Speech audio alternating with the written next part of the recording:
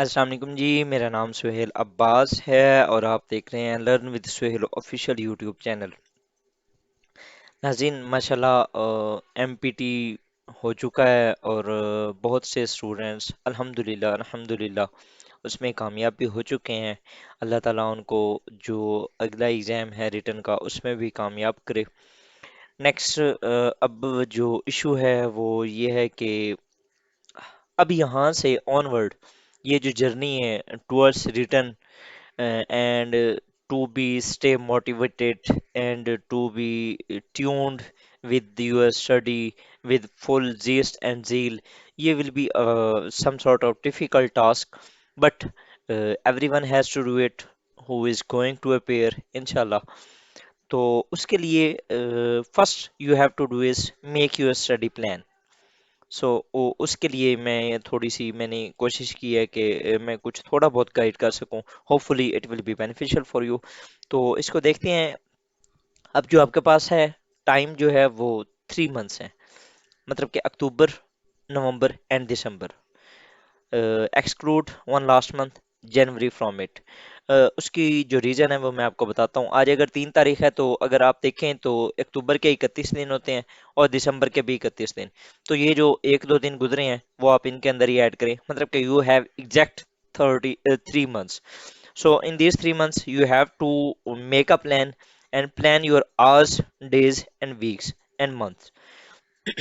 आपने daily basis पे अपने घंटों को भी डिवाइड करना है, अपने दिनों को डिवाइड करना है, अपने हफ्तों को डिवाइड करना है, and then ultimately you have to plan for your months.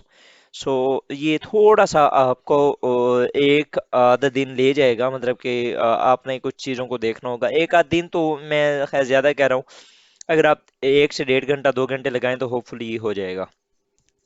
तो आपने करना क्या है, सबसे पहले इंग्लिश ऐसे एंड प्रेसी की बात करते हैं। तो you should have to do daily precis precis comprehension and translation practice.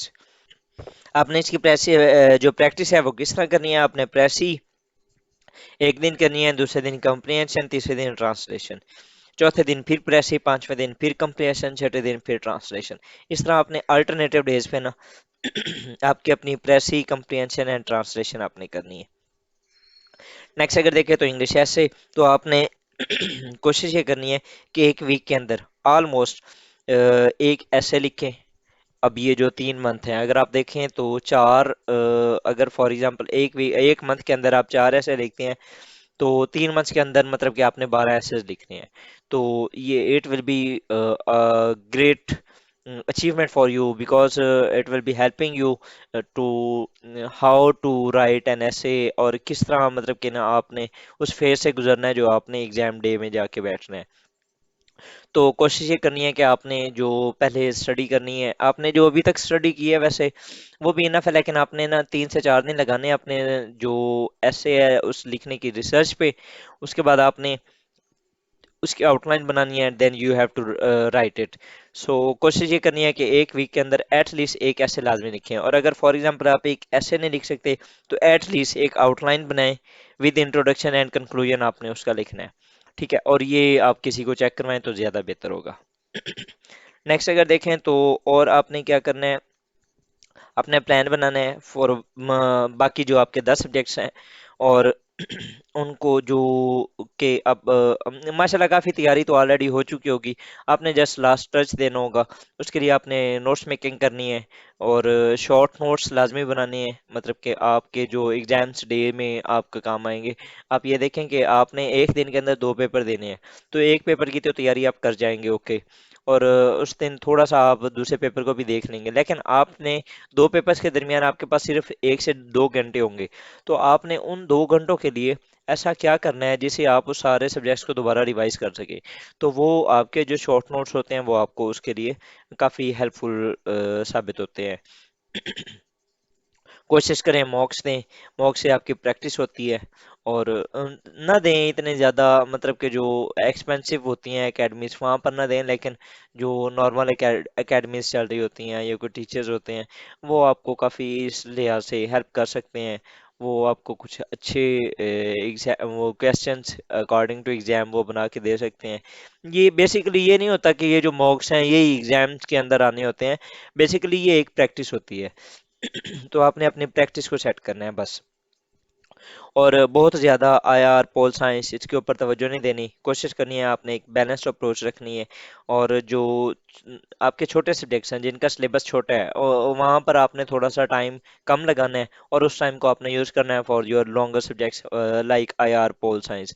मतलब कि ये नहीं कह रहा कि बिल्कुल आईआर पोल साइंस को कम टाइम दें, मैं ये कह रहा हूँ एक बैलेंस्ड अप्रोच रखनी है आपने। आपके जो 100 मार्क्स के सब्जेक्ट्स हैं आपने उनको ओवरऑल देखना है, ठीक है। और इसके लिहाज से आप किसी से गाइडेंस भी ले सकते हैं, how to make a plan. ठीक है, आप अपने जो कोई दोस्त हो सकता है, आपका कुलीग हो सकता है, कोई आपका मेंटोर हो सकता है, आप उससे और कुछ मुझसे भी कांटेक्ट कर सकते हैं। I have mentioned by contact number. Next अगर देखें तो किस तरह प्लान बनाना, किस तरह, first of all you have to notice it, it should be a realistic in nature. ठीक है, अब ये नहीं कर देना कि मैं आईआर एक दिन में कर लूंगा, या मैं पोल साइंस एक या दो दिन में कंप्लीट कर लूंगा, नहीं। You have not some sort of Aladdin lamp कि जिसको आप रगड़ेंगे और आप कहेंगे ले जी मेरा एक सब्जेक्ट हो गया, इस तरह नहीं करना। आपने कोशिश ये करनी है कि you have to make a realistic plan. Otherwise वो जो अनरियलिस्टिक प्लान होगा वो आपको डिस्करेज करेगा।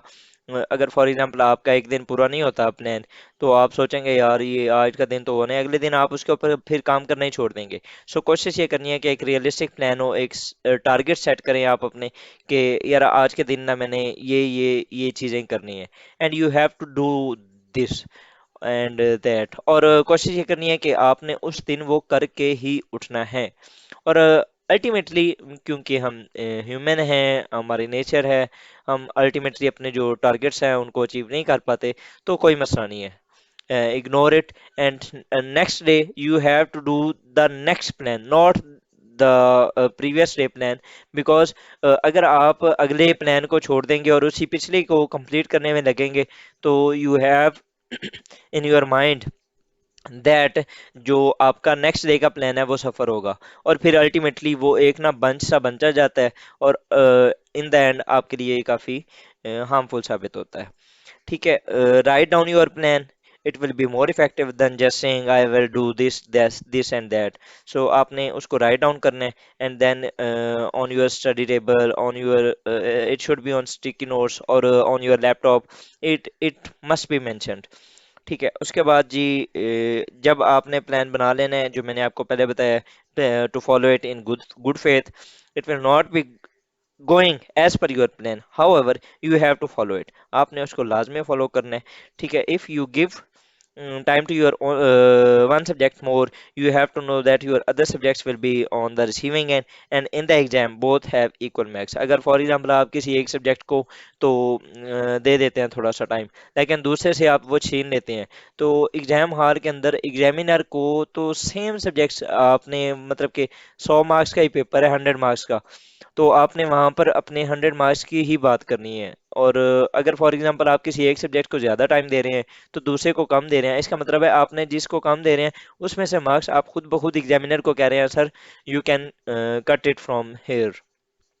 So don't do this. कोशिश ये करनी है कि एक बैलेंस्ड अप्रोच रखनी है।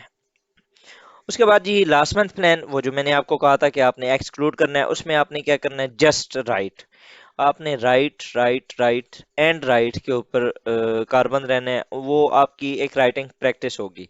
आपने हर दूसरे दिन ऐसे लिखना होगा, प्रेसी ऑन अल्टरनेट डेज होगा, क्रैम योर शॉर्ट नोट्स जो आपने पहले बनाए हैं। और उसके अलावा अपनी नमाज़ों के ऊपर ध्यान दें, अपनी दुआएं करें, माँ बाप को दुआओं का कहें, इंशाल्लाह ताला बफज़ खुदा अल्लाह ताला will be helping you in your exam. So ये जो राइटिंग प्रैक्टिस है ये बहुत ज़्यादा ज़रूरी है, क्योंकि अगर आपकी राइटिंग प्रैक्टिस होगी तभी आप उन 6 दिनों के अंदर एक अच्छा परफॉर्म कर पाएंगे। ठीक है, अदरवाइज आपने पहले एक दिन ही ना, उसके बाद आपने एग्जॉस्ट होके वापस आना है, अगले दिन जब आप जाएंगे तो आपके हाथ आपको तंग कर रहे होंगे, वो काफ़ी पेन होगा उनमें। सो कोशिश ये करनी है कि आपने पहले ही प्रैक्टिस करनी है। अगर आपने पहले प्लान बना लिया है तो आपको मैनी मैनी कॉन्ग्रेचुलेशंस, आपको बहुत बहुत मुबारक हो। If not then please make it, ultimately it will be fruitful for you. And finally, if my video is helpful to you, Also remember me in your prayers, and you have to subscribe my channel, Learn with Suhail Official. Ultimately, it will be helping you in your competitive exams and in your journey. Thank you. Allah Hafiz.